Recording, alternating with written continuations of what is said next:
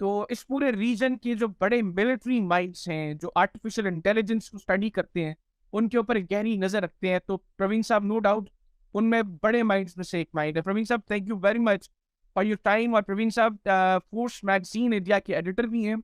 पाकिस्तान से मुझे ज्वाइन किया है lieutenant general retired Naeem Khalid Lodhi साहब ने। जनरल साहब फॉर्मर इंटरिम डिफेंस मिनिस्टर हैं पाकिस्तान के, डिफेंस सेक्रेटरी रह चुके हैं और स्ट्रेटजी और मिलिट्री के मामलात के ऊपर बहुत गहरी नजर रखते हैं। जनरल साहब, आपने भी बहुत बहुत शुक्रिया, थैंक यू। आपने प्रोग्राम के लिए खसूसी तौर पर वक्त निकाला। जरूर।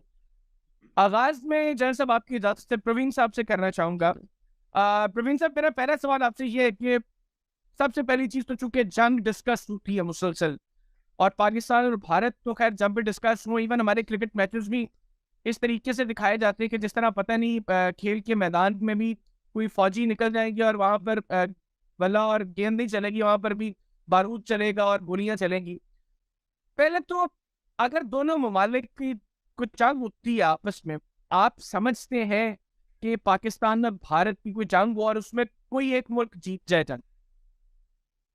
आ, अब की जो हालात है, द प्रेजेंट सिचुएशन, उसके हिसाब से आई बिलीव, और इसका मैंने थोड़ा जिक्र भी किया है अपनी किताब में द लास्ट वॉर, पर मैंने इस मुद्दे पे काफ़ी सोचा है और मैं इस नतीजे में पहुंचा हूं, और I have arguments for that कि if there is a war between India and Pakistan, because ये वॉर जो होगी वो अट्रिशन वॉर होगी। हम दोनों मुल्क जो है, हमारी आर्मीज अभी भी एट्रिशन वॉर में ही, एक बहुत पुराना वॉर कॉन्सेप्ट है जो कि सेकेंड वर्ल्ड वॉर का है, उसी में ही अभी हम फंसे हुए हैं। We have similar war concept, और मेरे हिसाब से at the operational level of war, जहाँ पे की कैंपेन तय होती है, Pakistan military will do better, क्योंकि उसको काफ़ी पीएलए सपोर्ट होगी, बहुत एरियाज में सपोर्ट होगी। तो मेरी समझ ये है कि एक वो कैंपेन नहीं होगी जहाँ पर कि थोड़ा ऊपर नीचे लाइन ऑफ कंट्रोल हो गया, थोड़ी ज़्यादा गहराई में हो सकती है कैंपेन, और Pakistan is likely to do much better at the campaign level with PLA support. ये मेरी सोच है।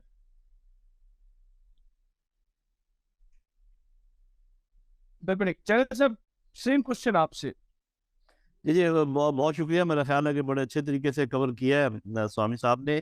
बात यह है कि आजकल जंगों की नौयत भी चेंज हो गई है इसमें। वो तो ठीक कह रहे हैं कि हम तो वो पुरानी जंगें ही लड़ेंगे शायद, लेकिन अब बहुत अवेयरनेस आ गई है दोनों फौजों में मेरे अपने ख्याल में, और फौजों में भी और जो पॉलिटिकल लीडरशिप है वो भी। एक तो ये समझ, मेरा ख्याल अभी बातें समझ में आने लगी हैं कि जो टारगेट होता है किसी भी जंग में वो अपोजिंग माइंड सेट होता है। अगर आप ज़हनी तौर पे अपने मद्दे मुकाबिल को हरा दें तो आप ये समझें कि वो चाहे आपके पास नहीं भी आया इलाका, या तो आप वो जंग जीत सकते हैं, क्योंकि असल में तो पॉलिटिकल ऑब्जेक्टिव होते हैं ना। किसी भी जंग का मकसद तो ये होता है कि आपने जब अपने पॉलिटिकल ऑब्जेक्टिव बनाए हुए हैं, जो भी आपके झगड़े हैं मसाइल हैं, उन पर कॉम्प्रोमाइज़ करवाना, उन पर घुटने टेक दे कोई दूसरी साइड जो है, तो वो मैं तो आजकल के दौर में मेरा ख्याल है कि इस्तेमाल होते हैं हाइब्रिड वॉर के ज़िमन में, इकोनॉमिक वॉरफेयर, साइकोलॉजिकल वॉरफेयर, और फिर स्वामी साहब बहुत बातचीत करते रहते हैं ये जो आजकल टेक्नोलॉजी की रिलेटेड वॉरफेयर है, वो चलती है। तो एक तो ये कि मैं इनकी ये बात मानता हूँ कि कोई ऐसा ऑब्जेक्टिव अचीव नहीं हो पाएगा दोनों साइडों से। फिर आपको ये भी पता है कि न्यूक्लियर पावर्स हैं दोनों, तो वो जो जो इसकी कैनेटिक साइड है उसकी एक हद है जहाँ तक वो जा सकते हैं। जैसे वो कह रहे हैं कि सिर्फ कोई शैलो मनूवर ही हो सकती है, छोटा मोटा कोई आगे पीछे काम हो सकता है। तो ज़्यादातर जो जंग चलेगी मेरे ख्याल में वो हाइब्रिड एरिया में चलेगी। और अगर बहुत आप इसको एस्केलेट कर दें तो वो जिसको कहते हैं employment of non state actors, एक दूसरे के इलाके में किसी को सपोर्ट करना, इंसरेक्शन को सपोर्ट करना, कोई ऐसी तहरीक चल रही हो जो कलीदगी पसंदी हो उसको सपोर्ट करना, कोई अगर कोई ऐसा प्रोविंस हो, कोई ऐसे लोग हों जिनके दिल में कोई शिकायत है सेंटर के मुताबिक, उनको सपोर्ट करना। तो इस किस्म की तोड़ फोड़ अंदरूनी जो है उसके इम्कानात ज़्यादा हैं। उन इन लाइनों पे दोनों मुल्क एक दूसरे के साथ नंबर आज़मा रहेंगे, अपने ज़ोर बाजू इस्तेमाल करते रहेंगे। लेकिन आपके अगले सवालों में ये बात होनी चाहिए कि क्या जो हमारे मसाइल है वो सिर्फ जंगी से हल हो सकते हैं या और भी कोई तरीक़ेकार। बहुत शुक्रिया।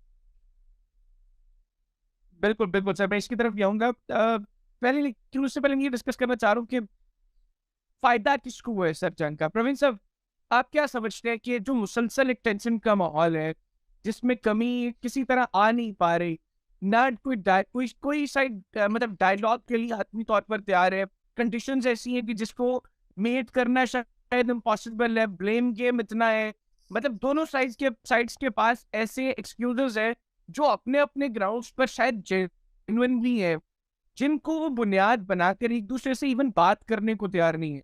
तो इस सारे माहौल में एक तो टेंशन कैसे डिक्रीज हो सकती है, सेकेंडली इस माहौल का फायदा किसको है और नुकसान किसको है। देखिए, ऐसा है कि टेंशन्स तो डिक्रीज नहीं होंगी, पहली बात, एटलीस्ट टिल 2024, जब तक हिंदुस्तान के जनरल इलेक्शन नहीं हो जाते टेंशन रहेंगी। दूसरी बात यह है जो मैं कहना चाहता हूँ कि चीन एक बहुत इम्पोर्टेंट रोल प्ले कर रहा है और करता रहेगा साउथ एशिया में, और उसका रीज़न ये है, कारण ये है कि इंडिया और भूटान को छोड़ के बाकी सारे जो मुल्क हैं साउथ एशिया के, वो BRI के साथ है, बेल्ट एंड रोड इनिशिएटिव के साथ। वो चीन की इन्वॉल्वमेंट यहाँ बहुत है। उसकी अगर चीन की इन्वॉल्वमेंट है तो अगली बात हमें ये समझनी है कि चीन क्या कर रहा है। चीन कोई छोटा मोटा काम नहीं कर रहा है। चीन रशिया के साथ एक पूरा, जिसे जो शी जिनपिंग ने कहा था that we are part of the big changes in this century, इस सेंचुरी में कोई बहुत बड़े चेंजेस हो रहे हैं। और वो बड़े चेंजेस क्या हो रहे हैं? वो ये हो रहे हैं कि एक नया सिक्योरिटी आर्किटेक्चर बन रहा है और साउथ एशिया उसका एक पिवट होगा इंडियन ओशन रीजन में, जैसे कि आसियान दूसरा पिवट होगा वेस्टर्न पैसिफिक में। अब जहाँ तक साउथ एशिया का ताल्लुक है, SCO जो है, शंघाई कोऑपरेशन ऑर्गेनाइजेशन, वो एक सिक्योरिटी स्ट्रक्चर है जो कि कलेक्टिव सिक्योरिटी में बिलीव करता है। अब कलेक्टिव सिक्योरिटी और ब्लॉक सिक्योरिटी एक दो अलग चीज़ें होती है। ब्लॉक सिक्योरिटी वो है जो कि अमेरिकन्स करते हैं और जिसको वो बोलते हैं integrated deterrence, which is all about military power. जो चाइना और जो रशिया कर रहे हैं दोनों मिलके, कहने का मतलब ये है कि चाइना चाहता है कि शांति रहे, चाइना चाहता है इंडिया के साथ अच्छे रिलेशन हो, चाइना चाहता है पाकिस्तान और इंडिया के रिलेशन अच्छे हों। यही कारण है जब जनरल बाजवा मिले थे शी जिनपिंग को, जब वो चीफ थे, तो शी जिनपिंग ने उनको बताया था कि देखिए, हम इतने साल हमने इंतज़ार करा हांगकांग के आने के लिए, तो जंग से कुछ हासिल नहीं होगा और आप कॉन्सेंट्रेट करिएगा कनेक्टिविटी के ऊपर और ह्यूमन सेंट्रिक अप्रोच के ऊपर। और यही कारण है कि आपकी जो सरकार थी उस समय, जिसमें बाजवा साहब भी थे एक हिस्सा और इमरान खान साहब की सरकार थी, उन्होंने पहला नेशनल सिक्योरिटी पॉलिसी अपनी निकाली थी। उसके बाद फिर जैसे अभी लोगी साहब जिक्र कर रहे थे, तो एक हिंट दे रहे थे, वो अभी आपके मुल्क में पॉलिटिकल इंस्टेबिलिटी आ गई है, पर अब मैं आ गई थी, अब मैं देख रहा हूँ कि फिर से एक कोर्स करेक्शन हुआ है। और कोर्स करेक्शन जो है वो जनरल मुनीर साहब कर रहे हैं। अभी वो अपने जो दौरा, उनका चीन का दौरा हुआ था, उसमें वो PNA के जो आर्मी जो चीफ थे उनको मिले, आर्मी चीफ को, एक जो फर्स्ट रैंकिंग वाइस चेयरमैन है से मुलाकात हुई है। इसका मतलब एक मिलिट्री सपोर्ट का भी इशू है। जहाँ तक इंडिया का सवाल है, हमें उस बात को ध्यान रखना चाहिए। इसीलिए जब आपने मुझसे पूछा, मैंने आपको जवाब दिया कि eight the operational level things will be favourable for the Pakistan army. अब सवाल ये है कि क्या जंग करनी चाहिए? उसका जवाब इस साफ जंग से हासिल हो भी सकता है प्रेजेंट सर्कमस्टेंसेस में, ये मेरी सोच है, पर वो एक अच्छा तरीका नहीं है, क्योंकि बहुत सारी, देखिए, हिंदुस्तान और चीन की जो जंग है जिसकी कई लोग बात करते रहते हैं, मैं कहता हूँ कि अगर हिंदुस्तान और इंडिया एंड चाइना का जो सवाल है, the route for peace between India and China goes through Pakistan. and the route for war also between India and China goes through Pakistan. आप इस बात को थोड़ा सा इस पे आप वो करें, थोड़ा फोकस करें मैं क्या कह रहा हूँ। ये बात है, जंग जो है, जंग is not the best thing to do at all. But होता क्या है कि अगर आपको स्टेटस को तोड़ना है, अगर आप चाहते हो कि एससीओ ठीक तरह काम करे, जो हमारा साथ था वो 2014 से कामयाब नहीं हुआ। वो इसलिए कामयाब नहीं हुआ क्योंकि इंडिया पाकिस्तान के रिलेशन ही ठीक नहीं है, तो वो उसके बाद वो बंद ही हो गया। अब इट इज ओवर नाउ। तो अभी एक नई चीज आ गई है, एससीओ आया है, ब्रिक्स आया है। ब्रिक्स है वो बेसिकली इकोनॉमिक फोरम बन रहा है। तो मेरा कहने का मतलब ये है कि हमको पहले बड़ी पिक्चर देखनी है। जंग is only a part of where things are not changing और will they harm the big picture. That is where the war comes in. क्या वो बड़ी पिक्चर का नुकसान कर रहे हैं? Then the war comes in. Otherwise, war by itself means nothing. बिल्कुल। चैनल साहब आप क्या समझते हैं? एक तो जी वो मैंने प्रवीण साहब से भी सवाल जी किया। आपका सवाल बेसिकली ये था ना कि किसको फायदा होगा, किसको नुकसान होगा, क्या उससे और फिर कैसे इसका हल क्या है। देखिए पहली बात तो ये है कि जब ऐसे मुल्क जंग करते हैं तो फायदा होता है उन मुल्कों को जो अपना वेपन बेचते हैं, और नुकसान होता है उन मुल्कों को जो लड़ रहे होते हैं। तो इट इज़ वेरी ऑब्वियस के फ़ायदा होगा, अमेरिका को फ़ायदा होगा, कोई वेस्ट को फ़ायदा होगा, चीन को फ़ायदा होगा, अगर वो कनेक्टेड ना हो स्ट्रेटजिकली जो हम बात ये कर रहे हैं। और फिर ये कि नुकसान हमें होगा, हिंदुस्तान को होगा, पाकिस्तान को होगा। अब इसका तरीकाकार आगे बढ़ने का मेरी नज़र में ये है कि देखें, ये कि एक बात तो पक्की है, वो जैसे शायर ने कहा था कि दिलों की उलझनें बढ़ती रहेंगी अगर कुछ मशवरे बाहम ना होंगे। If you do not talk तो how can you say anything to each other. कि अगर मैं चाहे मैंने गुस्से का इजहार करना हो स्वामी साहब से, but I have to talk to him, और मैं उसका इजहार करूंगा, फिर ठीक है आहिस्ता आहिस्ता वो ठंडा होगा जैसे भी होगा।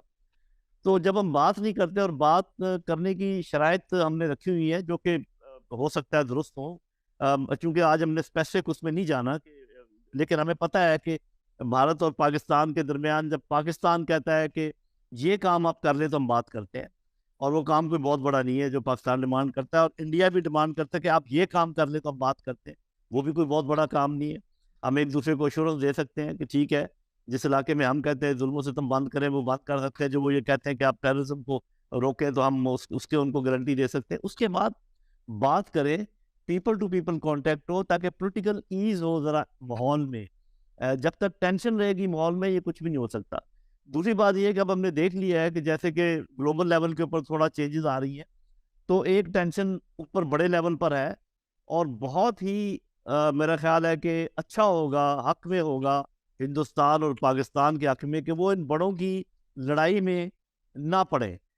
मतलब ये है कि अगर अमेरिका, चीन, रूस आपस में किसी भी बात पे लड़ रहे हैं और हम किसी का ऐसा हरीफ बन जाए, स्ट्रेटेजिक पार्टनर बन जाए कि वो हमें मजबूर करे कि भी चूंकि हमारी लड़ाई है बी के साथ और आप आप भी बी के साथ लड़ाई करें या आप हमारा साथ दें, तो वो बड़ा प्रॉब्लम होगा। लेकिन आपने नोट किया होगा खासकर हिंदुस्तान की लीडरशिप को, ये मैं कहता हूँ हमेशा उन्होंने एक इंडिपेंडेंट वो रखा है, उनको ये एडवांटेज भी जाता है, और मैं करता हूँ, उनको अप्रिशिएट भी करता हूँ कि उन्होंने थ्रू आउट कोल्ड वॉर में भी आपने देखा होगा कि अपने आप को थोड़ा सा अलग रखा है इस मामले से।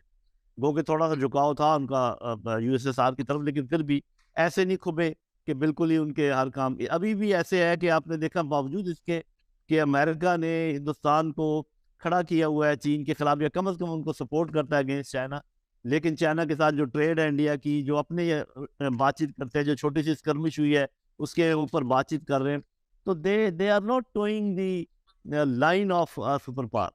हमें हमें भी किसी हद तक काफ़ी हम कोशिश कर रहे हैं, लेकिन हमारा प्रॉब्लम इस वक्त ये है कि वो दोनों पावर्स हमसे नाराज हैं, क्योंकि हम थोड़ा सा छोटा मुल्क है। वो समझते हैं कि जब हम इनको हुक्म दें तो इनको फौरी तौर पे हमारा हुक्म मानना चाहिए।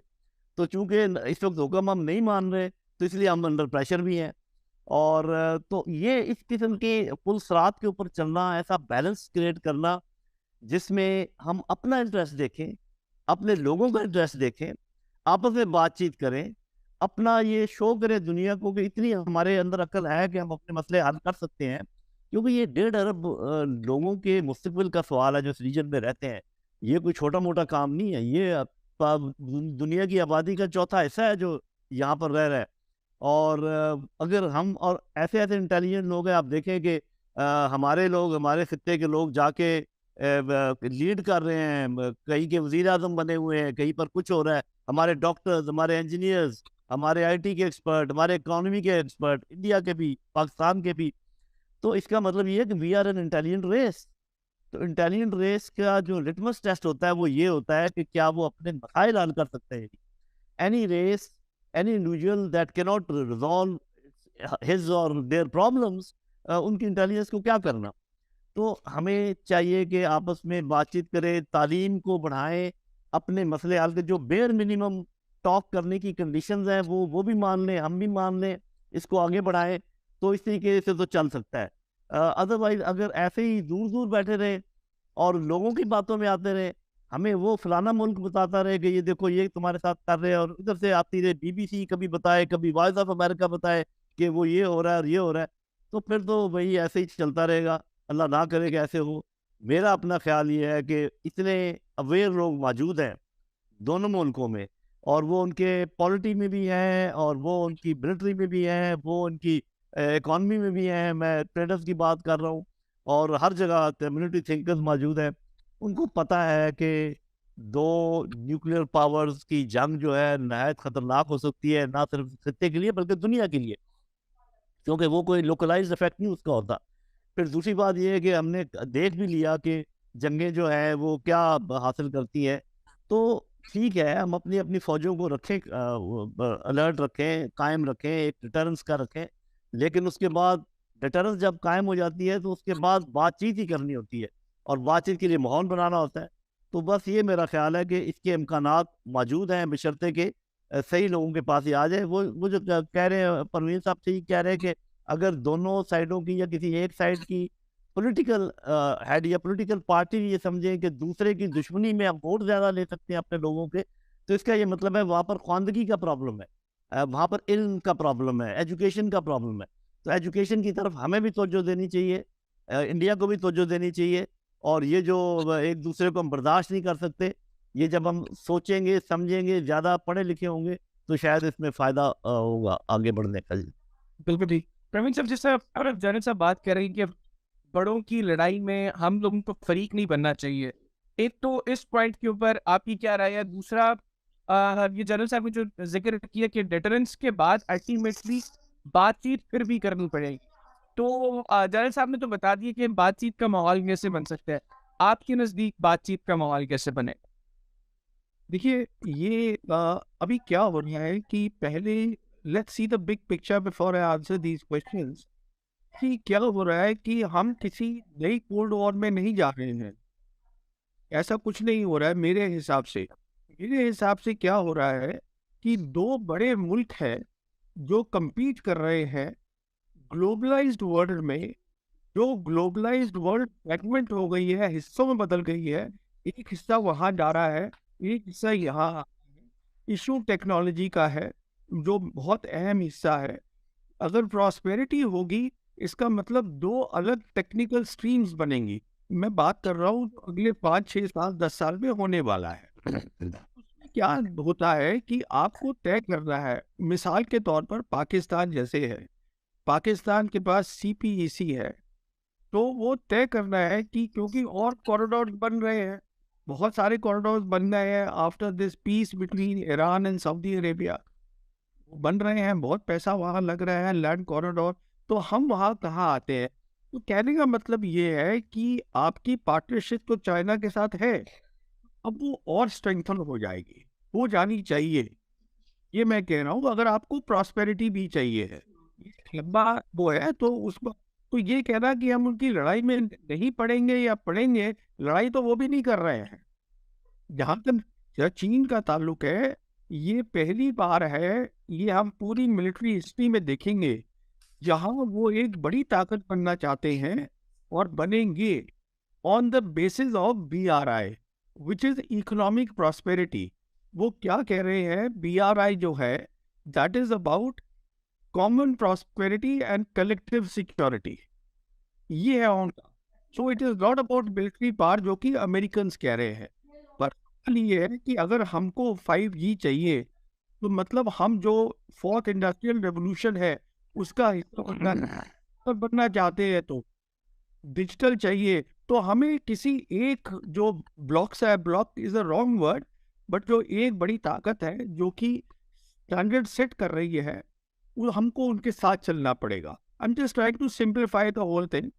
तो really we have to decide कि हम यहाँ पर आएंगे कि वहाँ आएंगे, क्योंकि हमारी 5G कहाँ से आएगी, हमारे डेटा सेंटर्स कहाँ से आएंगे, वो अमेरिका लाएगा, ये लाएगा, दोनों नहीं ला सकते हैं। हमारा जो इंडस्ट्रियल इंटरनेट है वो वहाँ से आएगा, ये वहाँ से आएगा, दोनों नहीं ला सकते हैं। तो ये सब चीज़ें हमको तय करनी पड़ेंगी। जब हम ये चीज़ें तय करते हैं, उसके साथ साथ हर मुल्क की अपनी अपनी प्रॉब्लम्स भी होती हैं। मिसाल के तौर पे जैसे अजरबैजान आर्मीनिया है, अब इनकी दोनों की बहुत पुरानी जो है लड़ाई चलती है, पर अब दोनों ने मेंबरशिप के लिए अप्लाई कर दिया है SCO की। तो कोई बड़ी बात नहीं है कि 5 साल के बाद चाइना की हेल्प से वो दोनों की जो प्रॉब्लम है वो सॉर्ट आउट हो जाए, जो कि आज तक नहीं सॉर्ट आउट हो पाई। अब हमारी प्रॉब्लम क्या है, हमारी क्या है कि इंडिया की प्रॉब्लम चाइना के साथ भी है, इंडिया की प्रॉब्लम पाकिस्तान के साथ भी है। ये एक बहुत बहुत डिफिकल्ट सिचुएशन बन जाती है। तो इसके अंदर चीन भी सोचेगा ज़्यादा पाकिस्तान से, क्योंकि चाइना के लिए SCO बहुत इंपॉर्टेंट फोरम है। अगर बार बार इंडिया कहेगा कि साहब हम नहीं आपके साथ चलने को तैयार है, हम दूसरे के लोगों के साथ चलने को तैयार है, तो प्रॉब्लम बड़ी हो जाएगी। तो उसमें फिर पाकिस्तान भी आ जाता है विली नीली। तो ये पहली बात हो गई। तो ये नहीं कि हम लड़ाई करना चाहते हैं, बट जिस तरफ दुनिया जा रही है तो आपको कॉमन प्रॉस्पेरिटी के साथ कलेक्टिव सिक्योरिटी भी देखनी पड़ेगी। पहली बात है, it can not be divided, it is indivisible. दूसरी बात, अब डिटरेंस। अब डिटरेंस तो ऐसा है ना कि आप कौन तय करेगा डिटरेंस। हिंदुस्तान का जो था सोच थी हमारे न्यूक्लियर वेपन्स हमारी डिटरेंस है, ये सोच थी। पर हुआ क्या, हुआ ये कि अप्रैल 2020 में चीनी आ गए, ये कोई छुपी बात तो है नहीं, और हमारी आगे जमीन पे बैठ गए। इसका मतलब उनको उनको they disregarded our deterrence completely, nuclear deterrence किया ना उन्होंने, पूरा डिसरिगार्ड, आके बैठ गए वो। सो डिटरेंस इनफैक्ट मैं ये समझता हूँ शायद हमें ये भी सोचना है, हम क्या न्यूक्लियर वेपन्स को बहुत ज़्यादा अहमियत दे रहे हैं। उसका रीज़न क्या है कि अभी जो डिटरेंस की कॉन्सेप्ट है वो ब्रॉड हो गया है, उसमें साइबर आ गया है, उसमें काउंटर स्पेस कैपेबिलिटीज आ गई है, ये सब डिटरेंस है। और इसके अंदर कोई एट्रीब्यूशन नहीं है, साइबर के अंदर काउंटर स्पेस कैपेबिलिटी में कोई एट्रीब्यूशन नहीं है, and it is doable. Nuclear weapons are not doable. आप यूक्रेन की लड़ाई में देख लीजिए, पुतिन ने बोल दिया कि प्रेसिडेंट पुतिन ने कि हम कर सकते हैं, फिर चाइना सबसे बोला कि नहीं न्यूक्लियर वेपन्स नहीं आने चाहिए। You see, so it is not doable. So the point I am making is, देखिए ये मेरी सोच है, दो मुल्क अगर उनकी कन्वेंशनल कैपेबिलिटीज में भी डिटरेंस है, न्यूक्लियर कैपेबिलिटीज में भी अलग डिटरेंस है, तो वो लड़ाई कर सकते हैं। This is my thinking. अब इसके ऊपर ये एक थीसिस है जिस पे हम और आगे बात कर सकते हैं। तो ये मैं बहुत ज़्यादा अभी प्रेजेंट पोजीशन के अंदर, जहाँ वॉरफेयर पूरी बदल गई है, जहाँ साइबर एक बहुत बड़े उससे आ गया है। इनफैक्ट आज साइबर की अहमियत ये है, जैसे लोधी साहब बोल रहे थे इसके बारे में, हाइब्रिड वॉर के बारे में। Hybrid war is basically your grey zone operation, your actual war, your everything is hybrid war. Economic war, Lawfare, ये सब हाइब्रिड हो गया। तो अगर आप ग्रे जोन ऑपरेशंस देखें तो साइबर की आज इतनी ज़्यादा अहमियत है कि वो पीस में भी काम आएगा, क्राइसिस में भी काम आएगा, बिफोर द वॉर भी काम आएगा, और वॉर में भी काम आएगा। तो कहने का मतलब ये है कि एक ये सब चीज़ें बदल रही हैं, कॉन्सेप्ट्स बदल रहे हैं, प्रॉस्पेरिटी का मतलब बदल रहा है। अब फिजिकल चीज़ें नहीं रह गई, अब हम जा रहे हैं डिजिटल की तरफ। इनफैक्ट पाकिस्तान ने तो साइन भी किया है एक एग्रीमेंट, ये पहली सरकार थी इमरान खान साहब की, कि हम और अपने ज़्यादा ई कॉमर्स करना चाहते हैं ग्वादार से। वो एक एग्रीमेंट हुआ था और मुझे मालूम नहीं है उसके बाद उसके ऊपर क्या हुआ है। तो मेरा कहने का मतलब ये है कि सब चीज़ें जो पुराने कॉन्सेप्ट्स हैं मेरे हिसाब से, उन सबको अब एक नए तरीके से देखने की ज़रूरत है। फॉर द सिंपल रीजन, दो चीजें हो गई हैं।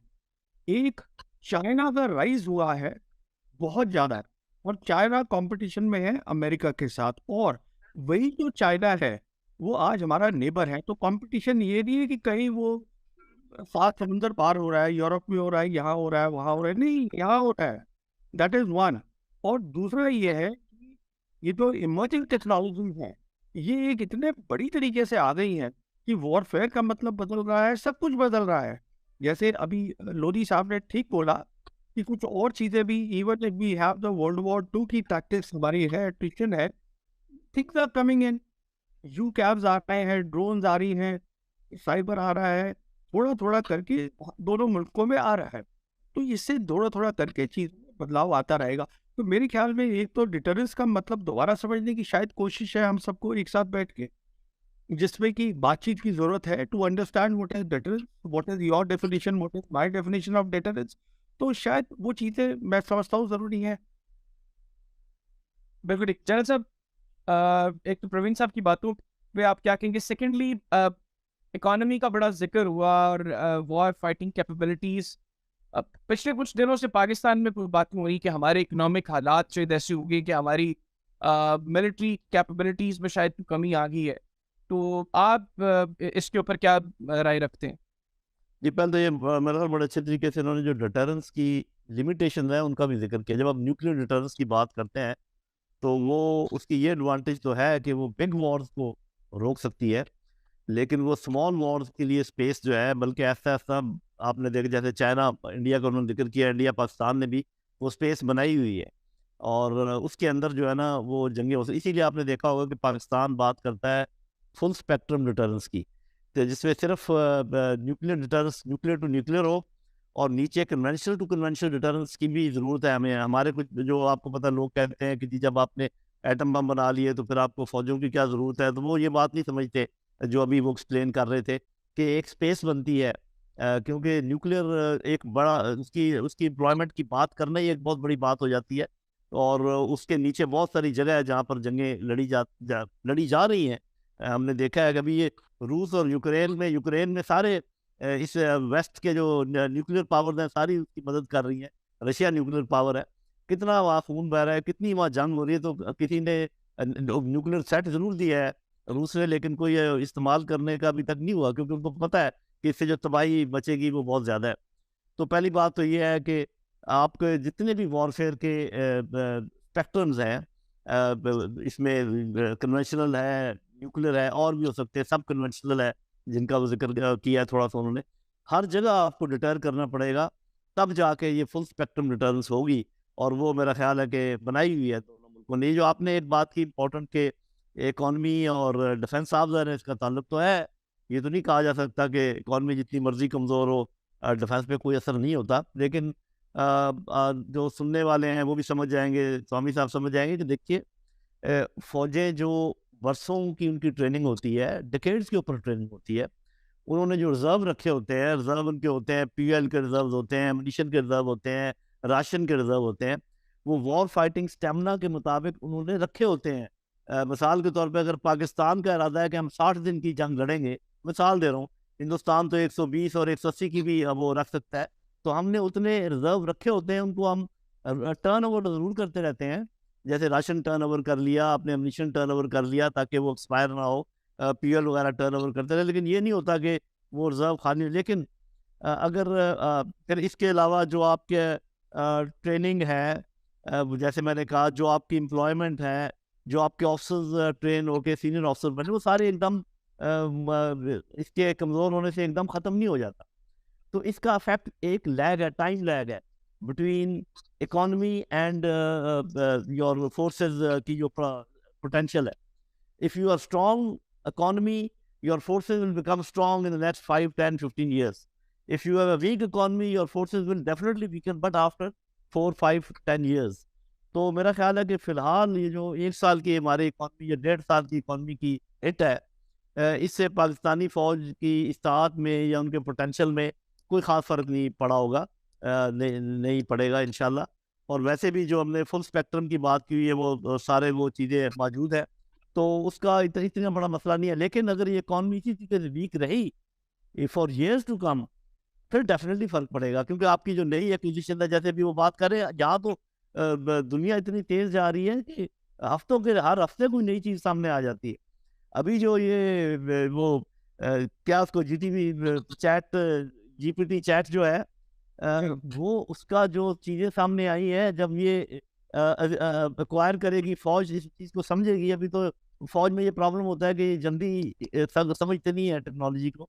उसकी जो वजूहत है वो फिर कभी क्योंकि ये भी टेक्निकल आर्म से, मैं भी टेक्निकल आर्म से हूं, तो वो हम बात करेंगे तो दूसरे लोग माइंड कर जाएंगे। लेकिन ये है कि फौज जरा डिले करती है टेक्नोलॉजी एक्वायर करने में। तो जब तक ये करेंगे तो फिर पता चलेगा ये तो सारा काम ही बदल गया है, जंगों की नौयत ही बदल गई है। तो एक तो ये कि सही कह रहे हैं कि ये आपको हर हर लेवल पे रिटर्न्स की जरूरत पड़ेगी। और दूसरी बात ये है कि वो जो आपने कहा इकॉनमी का इमीडिएट इफेक्ट नहीं हुआ है इंशाल्लाह, लेकिन ये नहीं कहा जा सकता कि कभी इफेक्ट होगा भी नहीं। बिल्कुल ठीक। अच्छा प्रवीण साहब, चूंकि वक्त काफी हो गया तो मैं अब कंक्लूजन की तरफ भी आऊंगा, लेकिन उससे पहले आपने किताब लिखी द लास्ट वॉर, और उसमें आपने इंडिया, पाकिस्तान और चाइना के हवाले से बड़ा ब्रीफली लिखा, और मुझे भी वो किसी हवाले से वो किताब मेरे तक पहुंची। इनफैक्ट आपका भी बड़ा कलीदी किरदार था, आपने वो किताब मेरे तक पहुंचाई, मैंने वो किताब पढ़ी भी, और अब मैं वो किताब जनरल लोधी साहब को भी भेजने वाला हूँ, जनरल साहब भी उसको पढ़ेंगे।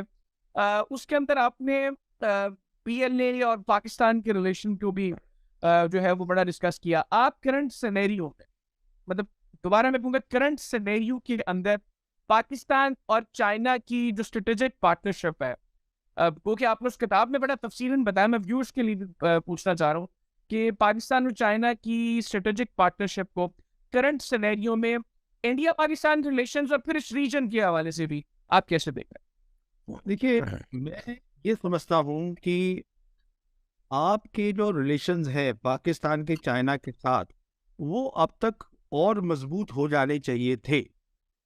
जब मैं मजबूत कहता हूँ उसका मतलब ये नहीं है कि आप अपनी मिलिट्री और तैयार करें।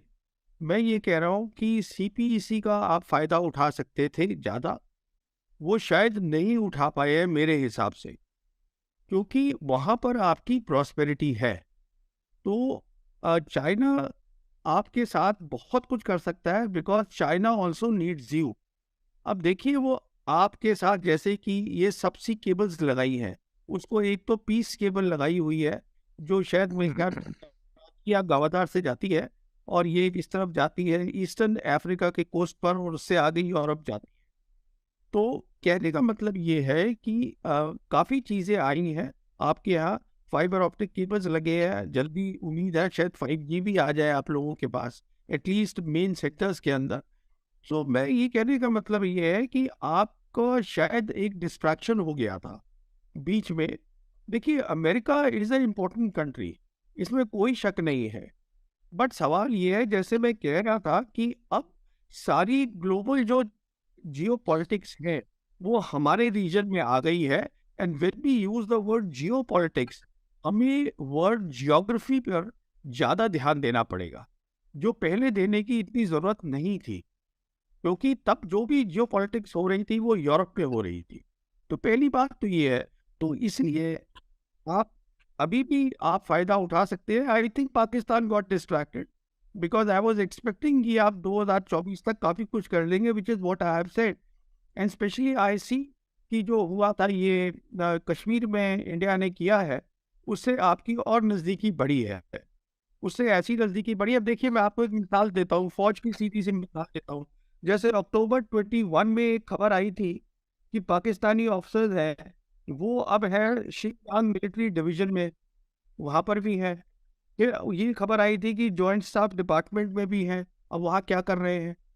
अच्छा, फिर ये खबर आई थी कि जो आपकी एम्बेसी है चाइना में, वहाँ पर इजाफा हुआ है ऑफिसर्स की स्ट्रेंथ का, क्योंकि वो अब प्रोक्योरमेंट्स देख रहे हैं। कहने का मतलब ये है, आप लोगों की इंटरऑपरेबिलिटी बढ़ी है, बहुत और फायदे हुए हैं, आपके ऑपरेशनल गैप्स मतलब they have been filled up. You can get a lot of operational sustenance from China. On the prosperity side, you have the CPEC. अब जैसे ये अभी आफ्टर जनरल मुनीर के जो दौरा हुआ, उसके बाद ये खबर आई कि साहब अब हो सकता है कि आपकी वो रेलवे लाइन बन जाए। That railway line should have been made yesterday. You see that? So what I'm saying is that you have lagged behind, and especially at a time जबकि पूरा मिडिल ईस्ट का नक्शा बदल गया है, नॉट बदल रहा है. तो it has changed completely. Everything has changed. Have no illusions about it. सब कुछ बदल चुका है. वहाँ सेंट्रल एशियन रिपब्लिक्स का नक्शा बदल चुका है, मिडिल ईस्ट का बदल चुका है, गल्फ कंट्रीज का बदल चुका है. तो आप लोगों को कनेक्टिविटी वहाँ प्रोवाइड करनी थी, वो आप पीछे रह गए. ये प्रॉस्पेरिटी की बात कर रहा हूँ. तो the simple point is I am always convinced that Pakistan can benefit a lot. देखिए कि आपके मुशर्रफ साहब थे जो वहाँ गए थे, 2000 में बात करी चाइना के साथ कि साहब ये ग्वादार पोर्ट है, ये डीप सी पोर्ट बन सकता है. He is the one who started the whole talk. And अब वहाँ पे वो पूरा, देखिए बुरा मत मानिए मैं इस तरह बोल रहा हूँ, because for me it is important that Pakistan prospers. वो इसलिए नहीं कि आप कोई दुश्मनी की बात है, because I see that we are two people, we are same people in two nations and we need to have friendly ties. Pakistan prosper करेगा, रीजन प्रॉस्पर करेगा, हिंदुस्तान प्रॉस्पर करना चाहिए, सबको करना है. इसलिए what I'm saying is China and Russia are today, as far as geography is concerned, they should be our focus. China is right here, and as far as Russia is concerned, Russia has shifted the focus of its foreign policy from west to east. West में वो energy अपनी बेच नहीं पा रहे थे, तो उन्होंने अब एनर्जी ईस्ट में बेचनी शुरू कर दी. अभी रशिया को भी ये पाकिस्तान को भी कुछ दे रहे हैं, इंडिया को आ रही है, चाइना को आ रही है, तो उनकी फॉरेन पॉलिसी इस तरफ आ रही है पूरी की पूरी. तो ये चीज़ें हैं जो कि बहुत जल्दी जल्दी चीज़ें हो रही है, और आपको भी देखना है, हमको भी देखना है. कुछ मजहब भी होती है, पॉलिटिक्स भी होती है, जो नहीं हो पाता है काम टाइम पे नहीं हो पाता, but it is there should be people who should be thinking on these lines कि साहब ये हमें काम करने हैं. तो I think this is where we are. बिल्कुल ठीक. जरल साहब आप क्या कमेंट करेंगे? जी, मेरा ख्याल है कि वो सही उन्होंने कवर किया कि बेसिकली प्रॉब्लम हमें रिजॉल्व करना है इंटरनेशनल पॉलिटिक्स को देखते हुए. फॉरेन पॉलिसी का मेन प्रॉब्लम हमारा फॉरेन पॉलिसी का प्रॉब्लम है, और फॉरेन पॉलिसी का प्रॉब्लम इसलिए है कि कुछ हमारे लीडर्स जो हैं वो इंक्लाइंड हैं, या उनकी जड़ें हैं, या उनके कोई प्रॉब्लम है जिसकी वजह से वो अपने आप को खींच नहीं सकते वेस्ट, जो उन जड़ों को निकाल नहीं सकते, चाहे वो जिस शक्ल में भी हैं. अगर हमारे बच्चे हैं, हमारे असासे हैं, हमारी ट्रेड है, बहुत कुछ ऐसा है. लेकिन जितनी बातें इन्होंने बताई हैं सब दीवार पे लिखी हुई हैं, जली कैपिटल लेटर्स में लिखी हुई हैं कि भी फ्यूचर किस तरफ है, मिडिल ईस्ट किधर जा रहा है, अफ्रीका किधर जा रहा है, और कौन से पोल्स बन रहे हैं, और कौन हमें, और हम तो वी एट दी एडवांटेज, बहुत बड़ी एडवांटेज के जो नया पोल बन रहा है हम अरसा दराज से उसके साथ ऑलरेडी कनेक्टेड है, स्ट्रेटेजिकली कनेक्टेड है. तो ये वाकई ये जो डिले है सी पैक में अब मामला चल पड़ा है, वो रेलवे लाइन की बात आई, और मैं एग्री करता हूँ कि जो आर्मी चीफ की लास्ट विजिट है उससे फ़र्क पड़ा है.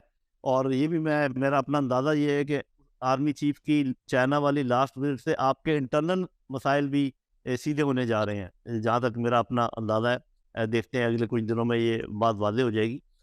तो वो शेयर्ड प्रॉस्पेरिटी वाली अगर फ़िलासफ़ी हम पिकअप कर लें चाइना की, जो कि कोशिश कर रहा है कि कॉन्फ्लिक्ट अवॉइड हो, और जो कंपटीशन है वो टेक्नोलॉजी की कंपटीशन और इकॉनमी की कंपटीशन हो रहा है. अभी आपको पता है ब्रिक्स में मुल्कों ने, जिसमें इंडिया भी शामिल है, फैसला कर लिया है कि हम अदर देन अमेरिकन करेंसी जो है आपस में ट्रेड करेंगे. Now this is a big big news. Actually America की सारी जो हेजेमनी है that is anchored on this thing के dollar being the international currency. The moment dollar loses its position as international currency, तो उसकी बहुत सारी रेट जो है वो खत्म हो जाएगी. देखिए जितना मर्जी कर्जा हो उनके ऊपर, उन्होंने तो डॉलर छाप के वो कर देना है. हमारे ऊपर जब कर्जा होता है तो हमें डॉलर इधर उधर से लेने पड़ते हैं. तो जब और करेंसीज अंदर आ जाएगी, युआन आ जाएगा, अगर इंडियन रुपी आ जाती है, अपना का ब्राज़ील की आ जाती, तो फिर ये है कि करेंसी की एक बास्केट बन जाएगी. उसमें हम जैसे मुल्कों के लिए शायद आसानी पैदा हो जाएगी. तो I agree with this thing, great opportunity is waiting as far as Pakistan is concern. और चाइना पाकिस्तान की मजबूती जो है रिलेशंस की, वो ऑटोमेटिकली इंडिया पाकिस्तान के मसाइल को भी हल करेगी. बिकॉज वो जब थोड़ी सी ये क्लियर हो जाएगी बात कि अभी हम एक दूसरे को ज़्यादा बुली नहीं कर सकते, तो फिर ये है कि मामले सीधे होने का इम्कान है. तो मैं आई होप एंड प्रे कि whatever he is saying is also heard by our leadership, and they realize के the opportunity which is waiting, why are we wasting that time? जब दुनिया का एक डायरेक्शन बन गई है तो उस डायरेक्शन में हम क्यों नहीं जा रहे? और इसका ये मतलब हरगिज़ नहीं है कि जो अफिलिएशन है या जो हमारी उनके साथ रिलेशनशिप है, deep relationship, that will culminate into some war or something. We can always avoid that. मैंने कहा ना कि हिंदुस्तान भी एक इंटेलिजेंट नेशन है, हम भी इंटेलिजेंट हैं इतने कि किसी की खातिर जंग करना तो बिल्कुल ही बेवकूफ़ी होगी, और हमारे अपने जो मसाइल हैं वो हमें हल करने चाहिए। तो मेरा ख्याल है पाकिस्तान को चाहिए कि CPEC, ग्वादर की डेवलपमेंट, बल्कि मैं तो कहता हूँ जो आपकी बाकी कोस्ट लाइन है, आप बाकी को कहें ना, आप UK को कहें, ऑस्ट्रेलिया को कहें, जापान को कहें। जापान इतनी गाड़ियां बनाकर भेजता है मिडिल ईस्ट में, उनको बोले कि इधर आके असेंबल करें गाड़ियां और आप मिडिल ईस्ट में दें, आपके पास बाकी कोस्ट लाइन जो बहुत कुछ है, हमारे पास पोटेंशियल बहुत है। तो with all this I think I agree कि अगर हम दोनों मुल्क कोशिश करें तो ना सिर्फ ये कि हम फ़ायदा भी हासिल कर सकते हैं whatever is happening at the global level, and also we can remain away as far the conflict is physical conflict is concerned. We can keep competing in technology, we can keep competing in economy, and let our people talk to each other. They can go and trade with each other, but whatever conditions we have put, either we review those conditions, या फिर वो एक ही condition तो है हमारी, एक ही condition है भारत की, उसको हम क्यों नहीं रिजॉल्व कर सकते? कोई इतनी बड़ी बात नहीं है। तो मेरा ख्याल है कि there is a silver lining as far as future is concern. Let us hope and pray that more people like him think in India, and more people like me also think in Pakistan, and probably we can move ahead as 1.5 billion people of this region. बिल्कुल, बहुत शुक्रिया general साहब, आपका अपने programme के लिए वक्त निकाला। प्रवीण साहब, आपका बहुत बहुत शुक्रिया, आपने प्रोग्राम के लिए वक्त निकाला। आगाज़ में जो मैंने जिक्र किया था कि नॉर्मली जब हम इंडिया और पाकिस्तान को डिस्कस करते हैं तो हम मीनिंगफुल डिस्कशन नहीं कर पाते हैं, बावजूद उसके कि हमारा सब्जेक्ट उस गुफ्तगू का वही होता है। तो आज की इस नशस्त में कम से कम मैं मुतमईन हूँ कि दोनों अशखास जो पाकिस्तान साइड और इंडियन साइड को देख रहे थे, दोनों ने जो बातें की हैं, अगर हमारी लीडरशिप इस पर गौर करेगी तो मुस्तकबिल करीब में हम कम से कम डायरेक्शन का तयन करने में कामयाब हो जाएंगे, जो अल्टीमेटली इस रीजन की प्रॉस्पेरिटी के अंदर अपना बड़ा किरदार भी अदा करेगा। और इस वक्त जब मैं ये प्रोग्राम रिकॉर्ड कर रहा हूँ तो मैं मलेरकोटला हाउस सियालकोट में मौजूद हूँ, और नवाब सलीमुल्लाह खान शेरवानी, जिनके 4 फादर्स ने रूल किया मलेरकोटला में, उन्होंने भी मुझसे इस ख्वाहिश का इजहार किया कि इंडिया पाकिस्तान के ताल्लुकात इतने बेहतर होने चाहिए कि मैं भारत जाकर अपने 4 फादर्स की जो स्टेट है उसको विजिट कर सकूँ। तो इस ख्वाहिश के साथ कि मुस्तकबिल करीब में दोनों ममालिक की लीडरशिप मैच्योरिटी का इजहार करेगी और अल्टीमेटली ताल्लुकात को बेहतर करेंगी, जो इस रीजन की और इस रीजन में रहने वाले लोगों की ख्वाहिश भी है और उनकी ज़रूरत भी है। मैं हैदर हयात खान आपसे इजाज़त चाहूँगा। अल्लाह हाफ़िज़।